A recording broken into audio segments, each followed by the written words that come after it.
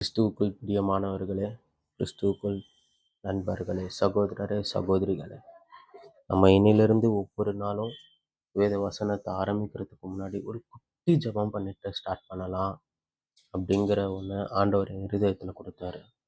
So ஆண்டவரே, இந்த நாளை காண செய்ததற்காக உமக்கு நன்றி ஐயா. இந்த புதிய நாளிலே புதிய கிருபையினால் எங்களை நிரப்பும் தேவா.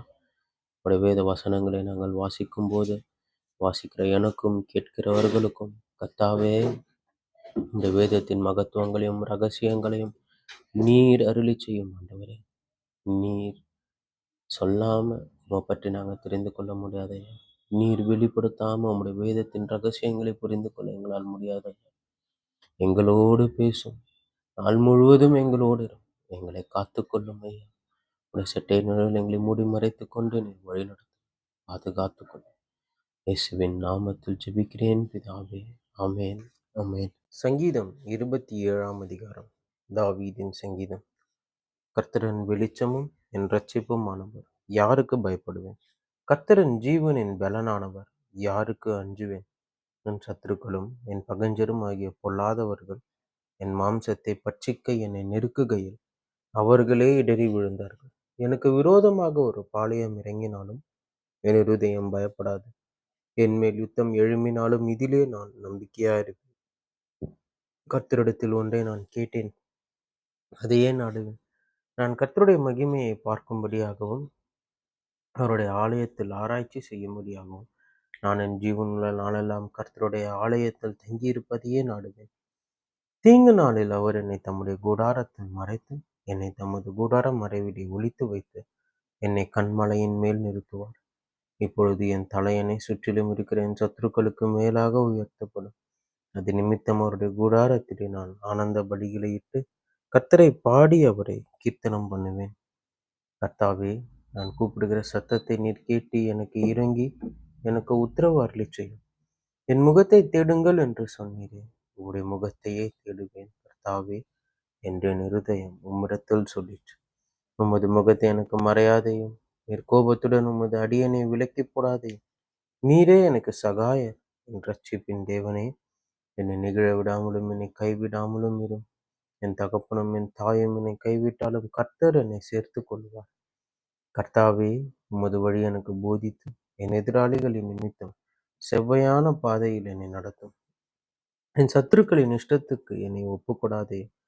பொய் சாட்சிகளும் ஆக்கிரமித்து சீறுகிறவர்களும் என்னை விரோதமாய் எழும்பியிருக்கிறார்கள்.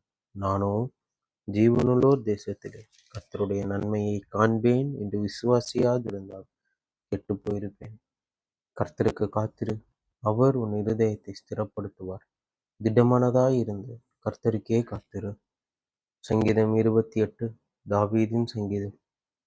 என் கண்மலையாகிய கர்த்தாவே, உம்மை நோக்கி கூப்பிடுகிறேன். நீர் கேளாதவர் போல் மௌனமாயிராதையா.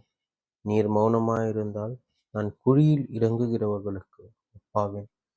நான் உம்மை நோக்கி சத்தமிட்டு உம்முடைய பரிசுத்த சந்நிதிக்கு நேராக கையெடுக்கையில் என் விண்ணப்பங்களின் சத்தத்தை கேட்டருளும். அயலானுக்கு சமாதான வாழ்த்துதலை சொல்லியும் தங்கள் இருதயங்களில் பொல்லாப்பை வைத்திருக்கிற துன்மார்க்கரோடும் அக்கிரமக்காரரோடும் என்னை வாரிக்கொள்ளாதே. அவர்களுடைய கிரியைகளுக்கும் அவர்களுடைய நடத்தைகளின் பொல்லாங்குக்கும் தக்கதாக அவர்களுக்கு செய்யும். அவர்கள் கைகளின் செய்கைக்கு தக்கதாக அவர்களுக்கு சரிக்கட்டும். அவர்கள் கர்த்தரின் செய்கைகளையும் அவர் கரத்தின் கிரியைகளையும் கவனியாதபடியால் அவர்களை இடித்து போடுவார். அவர்களை கட்டமாட்டார். கர்த்தருக்கு ஸ்தோத்திரம். அவரின் விண்ணப்பங்களின் சத்தத்தை கேட்டார். கர்த்தரின் பலனும் என் கேடகமுமாய் இருக்கிறார். என் இருதயம் அவரை நம்பி இருந்தது. நான் சகாயம் பெற்றேன். ஆகையால் என் இருதயம் களி கூறுகிறது. என் பாட்டினால் அவரை துதிப்பேன். கர்த்தர் அவர்களுடைய பலன். அவரே தாம் அபிஷேகம் பண்ணினவனுக்கு அரணான அடைக்கலமானவர். தேவரீர் உமது ஜனத்தை ரட்சித்து உமது சுதந்திரத்தை ஆசீர்வதியும். அவர்களை போஷித்து அவர்களை என்றென்றைக்கும் உயர்த்தி அருளும். நீதிமொழிகள் 14ஆம் அதிகாரம். புத்தியுள்ள ஸ்திரீ தன் வீட்டை கட்டுகிறாள். புத்தி இல்லாத ஸ்திரீயோ தன் கைகளினால் அதை இடித்து போடுகிறாள். நிதானமாய் நடக்கிறவன் கர்த்தருக்கு பயப்படுகிறான். தன் வழிகளில் தாறுமாறானவனோ அவரை அலட்சியம் பண்ணுகிறான். மூடன் வாயில் அவன் அகந்தைக்கேற்ற மிலாறுண்டு. ஞானவான்களின் உதடுகளோ அவர்களை காப்பாற்றும். எருதுகள் இல்லாத இடத்தில் களஞ்சியம் வெறுமையாயிருக்கும். காளைகளின் பலத்தினாலோ மிகுந்த வரத்துண்டு. மெய் சாட்சிக்காரன் பொய் சொல்லான். பொய் சாட்சிக்காரனோ பொய்களை ஊதுகிறான். பரியாசக்காரன் ஞானத்தை தேடியும் கண்டுபிடியான். புத்தி உள்ளவனுக்கோ அறிவு லேசாய் வரும். மூடனுடைய முகத்துக்கு விலகி போ. அறிவுள்ள உதடுகளை அங்கே காண. தன் வழியை சிந்தித்துக் கொள்வது விவேகியின் ஞானம். மூடர்களுடைய வஞ்சனையோ மூடத்தனம். மூடர் பாவத்தை குறித்து பரியாசம் பண்ணுகிறார்கள். நீதிமான்களுக்குள்ளே தயை உண்டு. இருதயத்தின் கசப்பு இருதயத்திற்கே தெரியும். அதன் மகிழ்ச்சிக்கு அந்நியன் உடந்தையாகான். துன்மார்க்கனுடைய வீடு அழியும். செம்மையானவனுடைய கூடாரமோ செழிக்கும். மனுஷனுக்கு செம்மையாய் தோன்றுகிற வழி உண்டு. அதன் முடிவோ மரண வழிகள். நகைப்பிலும் மனதுக்கு துக்கம் உண்டு. அதை மகிழ்ச்சியின் முடிவு சஞ்சலம். பின்வாங்கும் இருதயம் உள்ளவன் தன் வழிகளிலேயும் நல்ல மனுஷனோ தன்னிலே தானும் திருப்தி அடைவான். பேதையானவன் எந்த வார்த்தையும் நம்புவான். விவேகியோ தன் நடையின் மேல் கவனமாயிருக்கிறான்.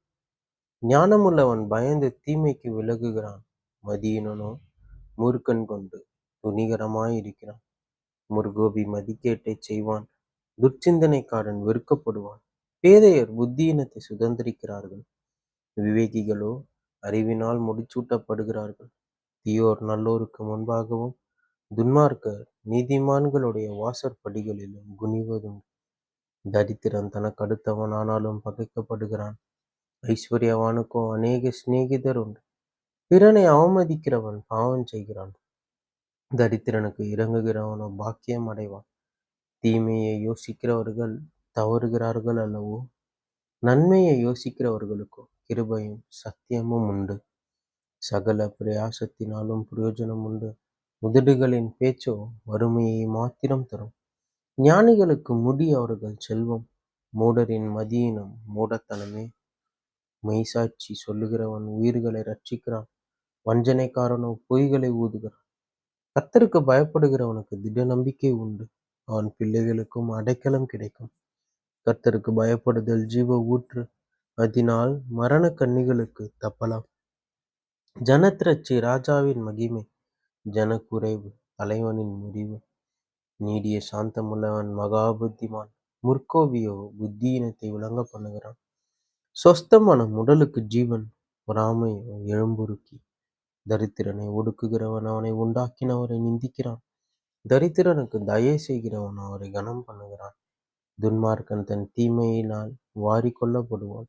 நீதிமானோ தன் மரணத்திலே நம்பிக்கை உள்ளவன். புத்திமானுடைய இருதயத்தில் ஞானம் தங்கும். மதியினரிடத்தில் உள்ளதோ வெளிப்படும்.